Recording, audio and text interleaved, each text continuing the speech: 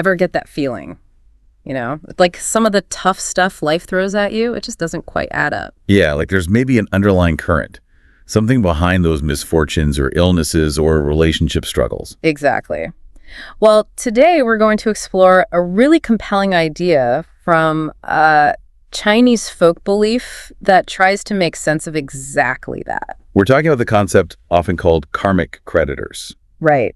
And we're going to dive into this idea, this notion, from, well, a couple of different angles. We'll look at the traditional beliefs, naturally, but also consider it from a mental health perspective. Yeah, one that's informed by early Buddhist teachings, which is a really interesting contrast. A lot of this is informed by the work of psychiatrist Dr. Phang Cheng Kar, who's done some great work looking into this intersection. Absolutely. We've got some fascinating source material articles looking at the belief itself and others examining it through that mental health and early Buddhist lens. So our goal, really, is to unpack this cultural idea, understand, its potential effects on well-being, and see how it stacks up against the core understanding of karma in early Buddhism. Hopefully giving you a clearer picture of cause and effect, and importantly, your own agency in life. Okay, so let's start right there. What exactly are these karmic creditors we're talking about? Well, the term basically refers to a belief in sentient beings.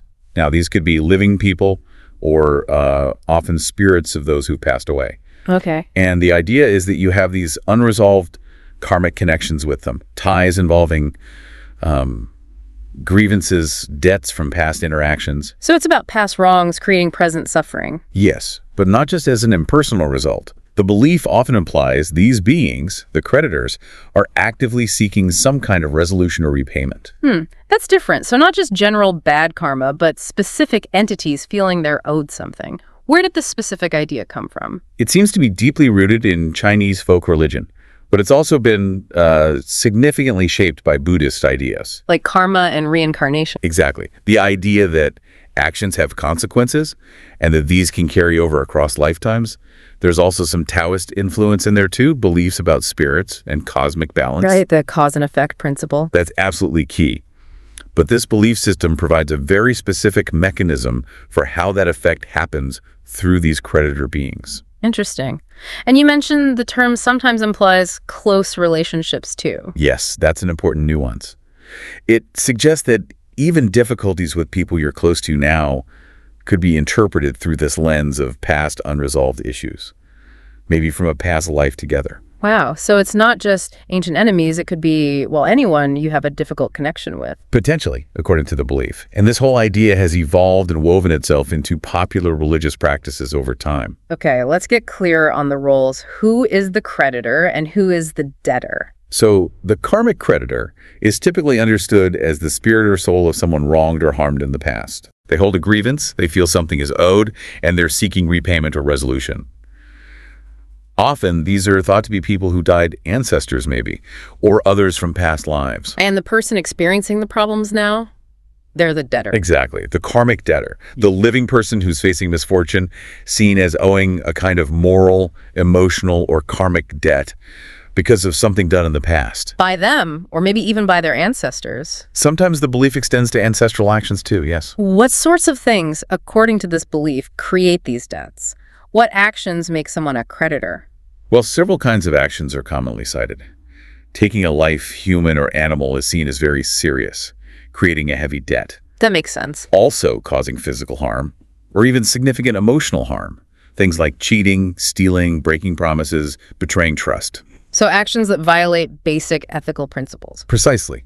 Even things like failing to fulfill important obligations or using speech to harm someone, like slander, could potentially create these negative karmic links. Can you give like a quick scenario? Sure. Imagine person A cheated person B out of something significant in past life, causing them real harm. Okay. Now, person A, reborn, might be experiencing, say, constant financial problems or relationship breakdowns. Right. According to this belief, that could be attributed to the spirit of person B, the karmic creditor, seeking to sort of balance the scales for the past harm. I see. It's like a spiritual accounting system where past negative actions need settling up, possibly through the intervention of these specific spirits. That's a good way to put it. The debtor is living, experiencing the trouble. The creditor is often a spirit, seeking balance. The focus is on resolving that past imbalance. It's definitely a framework for understanding suffering. But I can also see how strongly believing in, well, vengeful spirits could be tough on someone's mental state. Oh, absolutely. And this is where Dr. Phang's perspective comes in. If someone deeply believes their problems are directly caused by angry karmic creditors, well, it can lead to some negative mental health effects. For starters, think about the fear. Constantly feeling that invisible forces are actively trying to cause you harm. That can create a lot of chronic stress and anxiety. Yeah, always looking over your shoulder, spiritually speaking. Exactly. And it can also fuel excessive guilt. If every single problem, big or small, gets interpreted as payback for some specific past sin, that's a heavy burden to carry. It makes everything feel intensely personal and deserved, maybe in a negative way. Right. Plus, it can foster a sense of powerlessness. If you believe external spirits are entirely controlling your suffering, it can make you feel helpless. Like there's nothing you can actually do about your situation except maybe try to appease these spirits. That's a real risk. Yeah. It might lead people to avoid seeking practical help, like medical treatment or psychological support, because they attribute everything purely to the spiritual realm. Blaming the spirits instead of seeing a doctor for a physical illness, for example. Potentially, yes. And there's the financial strain, too. Sometimes the rituals and offerings recommended to appease these creditors can become quite elaborate and costly. So focusing too heavily on this idea could actually make things worse, mentally and maybe even practically. It certainly seems possible. It highlights the importance of looking at how our beliefs about suffering affect our well-being. Which brings us nicely to the comparison with early Buddhism. We've got the folk belief with these active creditors. How does the original Buddhist understanding of karma line up with this? Are there similarities? There are definitely shared foundations. Early Buddhism, like this folk belief, strongly emphasizes cause and effect. Actions have consequences. That's fundamental. Okay. It also includes rebirth, the cycle of life, death, and rebirth. And it certainly recognizes suffering as a result of negative actions. Both traditions value ethical conduct. So the basics are their actions matter, consequences happen, be good. But where do they diverge, especially on this creditor idea? The divergence is pretty significant, actually. A key difference is how consequences manifest. In early Buddhism, karma is generally seen more as an impersonal natural law.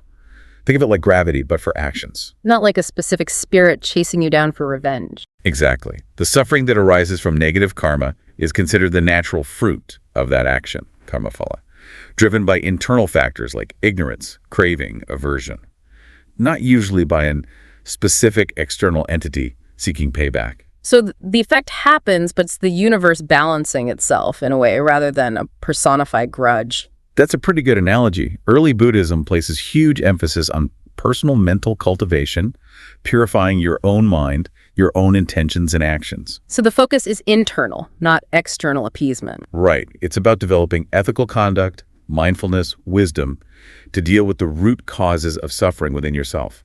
Appeasing external spirits isn't the primary path. What about practices like dedicating merit or good deeds? Do those relate? They exist in Buddhism, yes, but often with a broader intention, like wishing well-being for all beings, or helping others rather than specifically paying off a debt to one particular angry spirit with an offering.